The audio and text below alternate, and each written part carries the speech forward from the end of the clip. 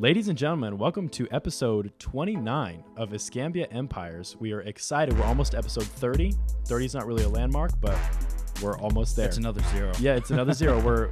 It's just crazy that we've been doing it for this long, almost to episode 30. Yeah, it's fantastic. I feel like it'll be weird once we hit 50 and then 100. I was going to say 100's my mark, where that's where I'm going to be kind of like a reality check. Yeah, like, this is solidified. Yeah. This isn't just, we put in work. This is completely off topic, but I always see, well, I don't always see, but I see a lot of podcasts that I do searching and things like that, and you find them and they haven't recorded an episode since like 2018. Yeah, or they've like, only recorded 5 or 10. Yeah, or they've recorded like 3 episodes ever. Yeah. And it's just kind of a shame. So we're hoping to be in this for the long haul. Yeah, we're excited. Yeah, exactly. So for episode 29, it is just Danny and I, and we just wanted to talk a little bit about what we're doing to level up our business this year. We're doing just a few different things differently, I guess. Just trying to make small changes and figure out what exactly works. So, and I just want to put in a plug as well before we get started.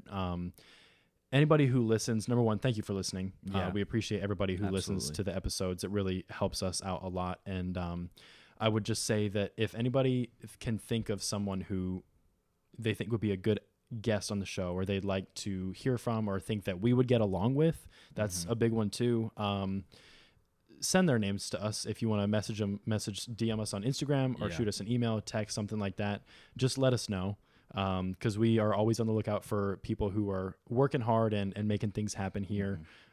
We use this show very much for personal networking as well. We want to know high performers in Pensacola, and we want to bring them on the show and kind of dissect what they're working on, so everybody else can learn from them as well. That's right. I think that's one of the purposes of this podcast. Is it's easy to view people who are massively successful, particularly on social media, and they're a little bit too far removed. Yeah. But there's a lot of people who live right here in Pensacola who are extremely successful, who I think get passed over a lot of times, or just, kind of taken for granted that, they're just here. And there's a lot of wisdom that people can bring. So if you know anybody, I was going to say that's a major reason that we even started this podcast. That's one of the biggest reasons. Not to blow up or not to become, nationwide famous, although that'd be cool. But cool is exactly the only word that I would use. It's not what we're going for. We're wanting somebody to come across our page that's a local resident, or in the area, that can be like, I can touch base with these guys. I can get in touch with these guys and all their guests. I can find out who is connected in Pensacola, who's capable of what, and in what areas are they professionals that I can get in touch with. Well, and the other thing, too, is bringing on people like, and this is good because I feel like a lot of times we bring people on and sometimes maybe the messaging or the goal of the podcast gets lost. Yeah. But bringing on people like Brandon Spain, who are really successful in their own right, and he's incredible at what he does, which is title. They've got 6 title offices. We do all of our closings through them. He's fantastic. I want people to know, after they hear that episode, okay, Brandon cares about people. He said that so many times on the episode. Once he stopped, they charge next to nothing for every single transaction they do. It's crazy, but the level of service that they deliver is so much higher than other title companies that we've used. So I want people to be able to listen to that and think, all right, that's somebody that I can trust. I've heard him. I've listened to him talk. And he's built an incredibly successful business off of that, not chasing the money, but chasing customer service because he cares about people, like you said. Yep. And there's that's the same theme for a lot of our guests, like Harry Stanley and Derek Bignell. I'd say they just reach out vast personally. Majority. Yeah, vast majority. So go back and look at our other episodes and see who you would be interested in getting in touch with, or just maybe even if you're not looking for a product or a service that they offer, maybe you know someone that would be willing to help them out. So let's just putting that try and in send there. some business their way. Yeah. And also everybody that we've had on, again, these are local people. They would love it if you reach out to them. I'm assuming that everybody listening to this podcast is business minded in some way. We all know how important networking is.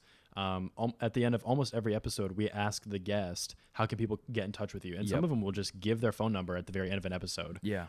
So listen for that and reach out to those people and talk to them. So again, we're always looking for people who are leveling up. And having said that, here's a few things that we're doing on our own to level things up. Yeah. So well said. Yeah. So far for this year, I know we had talked about in the past scheduling and different things like that, trying to get into a routine at the gym. I think one of the biggest things that I've been excited about recently is we made the decision with everybody working from home. It's really, really easy to get super comfortable. You're on the couch working on your laptop or whatever. It sounds like I'm giving an infomercial right now. Do you struggle getting too comfortable at home?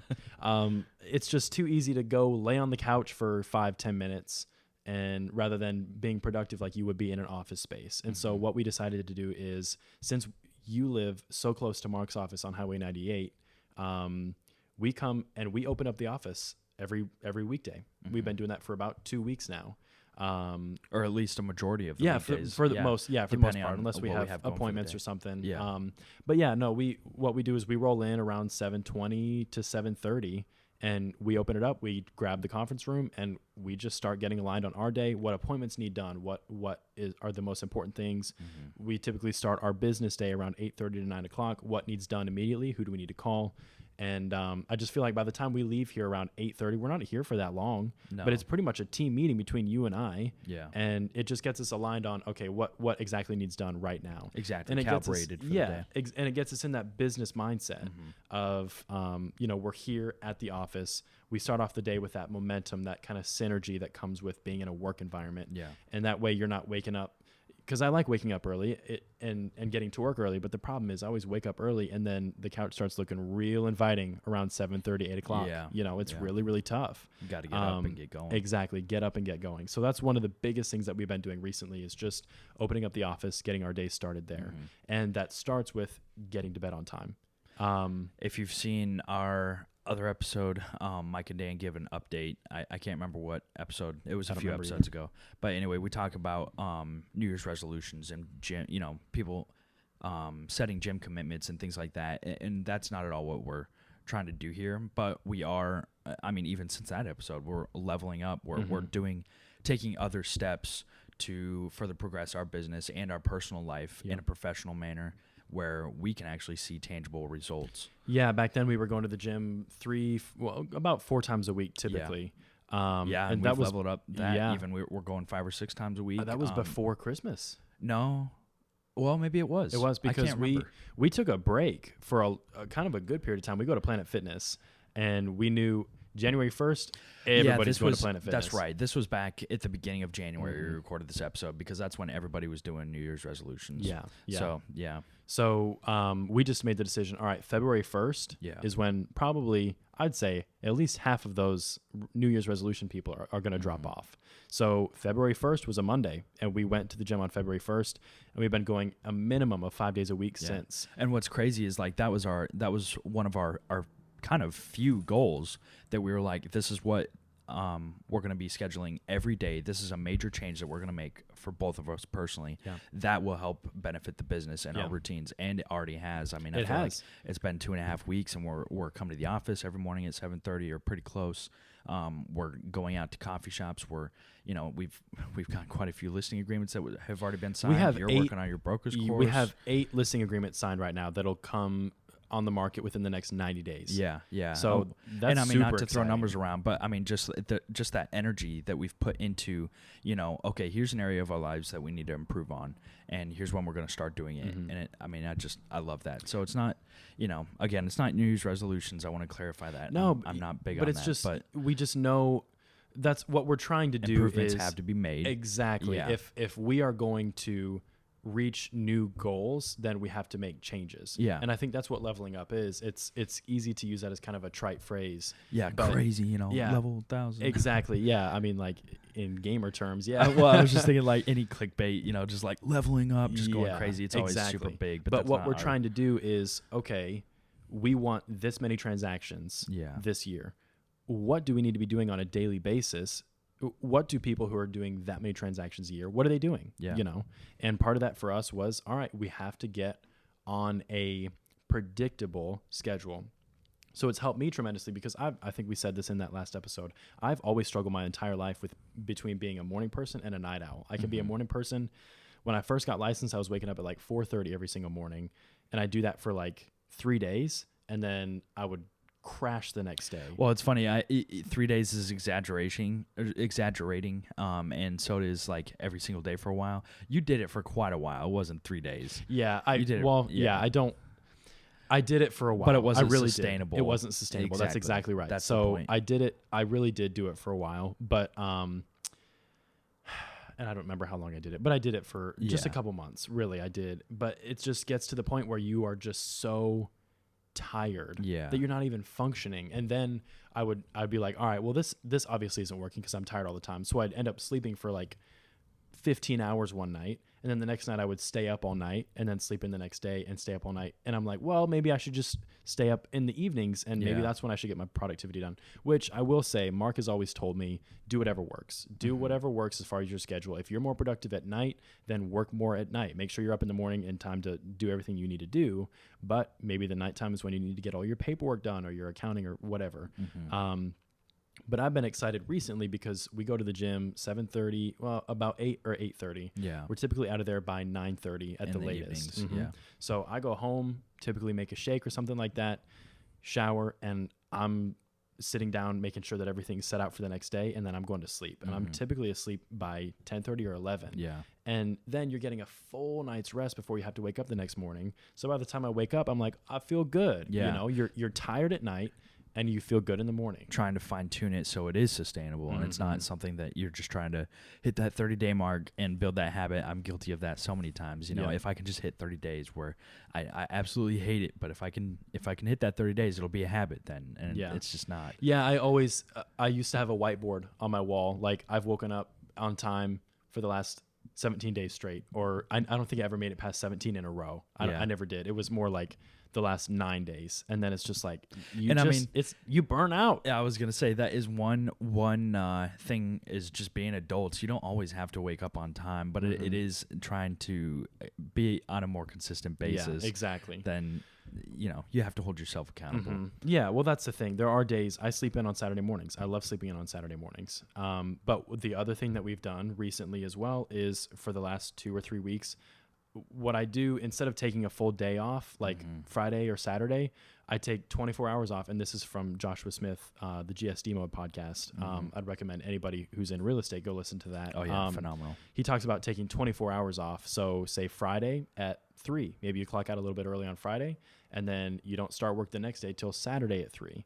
Then you're not unavailable for a full day, but you're still getting your day of rest. Yeah. You know, you're getting that time. So I enjoy that. We take off Friday evenings, we hang out with friends, we do fun stuff, watch movies, play games, whatever, and then sleep in Saturday morning. I wake up, and then typically around 12 or 1, I'm hitting the books again, or doing what needs done on the weekend. On the weekend, it's working on the business rather than in the business, making sure everything is going according to plan.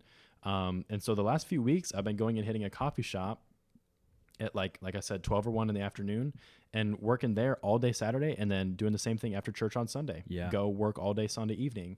And it just, you start off the week on Monday, you're not dragging yourself out of bed to start the work week. You've already been going. Yeah. It's maintaining that momentum. You feel rested because you had your sleep in day or whatever you needed. But you're skipping a beat. You're not stopping the train. Well said. So I feel like waking up on time, getting to the gym, working the weekends, those have all been things that have just helped us every day just to get more done. Recently, I've been getting to the end of the days thinking like, we got so much done today. And it's a really good feeling. Feel good. And I mean, we're already starting to see it, and profit-wise. Things ramping up. Yeah, exactly. And it just makes you, I don't know, it makes you feel more excited, and that in turn makes you feel like working more. Yeah, absolutely. Sometimes at like 7:30 at night, I have to go to the gym and run for a couple miles because I feel like I can't sit still. I just get excited about everything that's going on.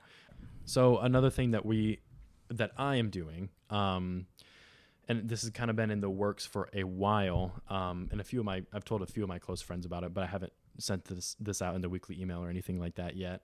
When I first got licensed was February 2019. So I'm at my 2 years now.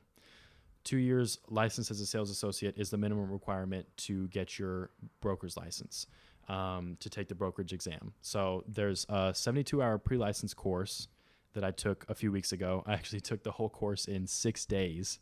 I told you, I was like, hey, don't bother me at all. I'm shutting myself in this room.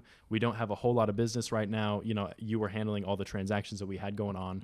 And I just shut myself in a room and studied and did that entire course in 6 days. Took the course exam, passed it. And I just submitted this morning my application for the broker's exam. So it'll take probably 2 weeks to 30 days for that to get approved. And once that happens, I'll be coming back and updating you guys that I passed it the first time. Knock on wood. But that's the other thing. The biggest thing for me right now is, all right, this is the next step. This is the next level.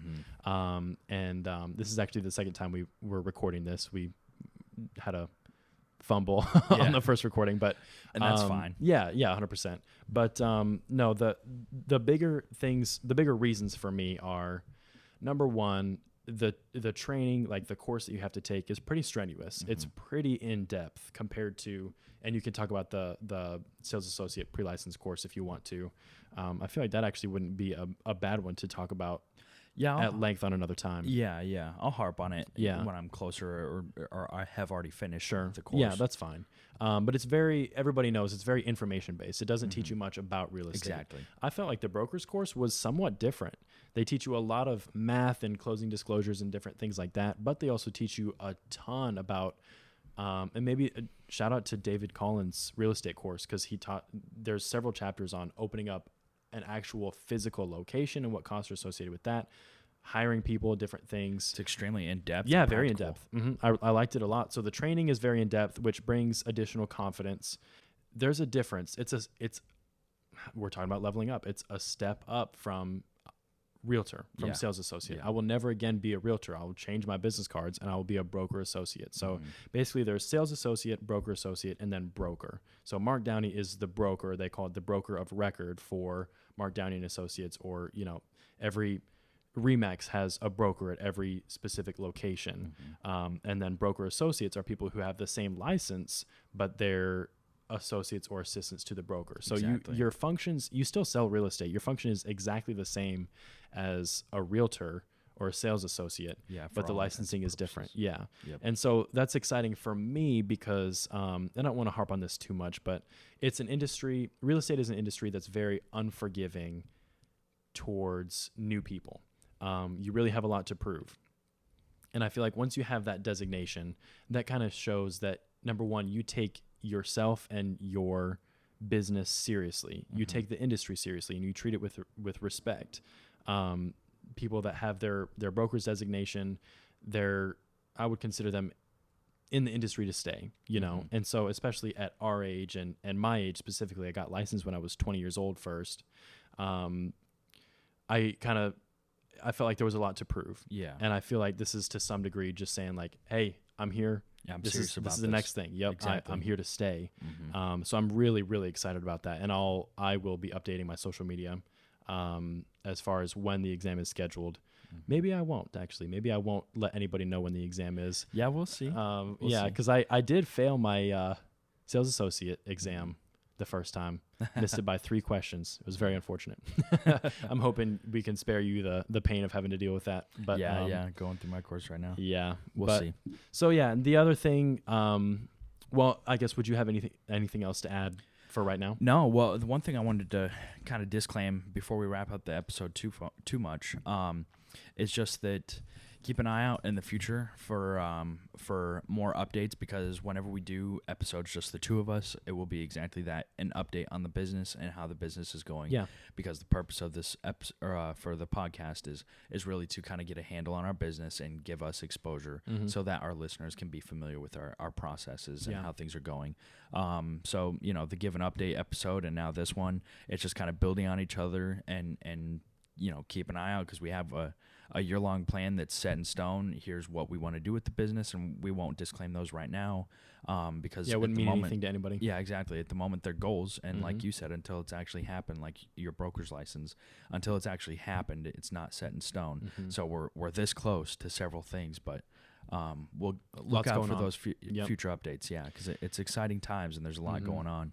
Yeah. So the last thing that we're doing, or that we have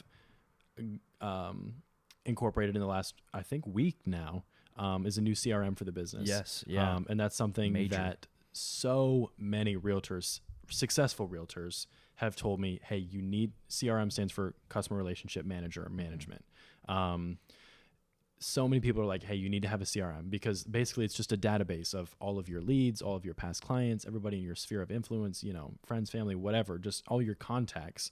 They go in this database, and then the purpose of it is to make sure that nobody gets left behind or lost, you know, because when you're trying to keep all of it in here in your head, or in a subpar CRM. Yeah, exactly. Or just a notepad. I used to have a notepad, like a legal pad, and I write down on there like everybody's names I needed to follow up with. Yeah. And it's just such a terrible way of doing it. You got to learn how to be more and more efficient. Yeah, exactly. And that's what we're trying to do, is incorporate those systems and infrastructure to handle more business, because more business is coming. We're working on a lot of different things. This summer's going to be very busy for us, and we're excited. But the new CRM is something that's huge for us. They built us a new website. Go check that out if you'd like to. It's michaelwarner.com. The new website looks really good, actually. I love it.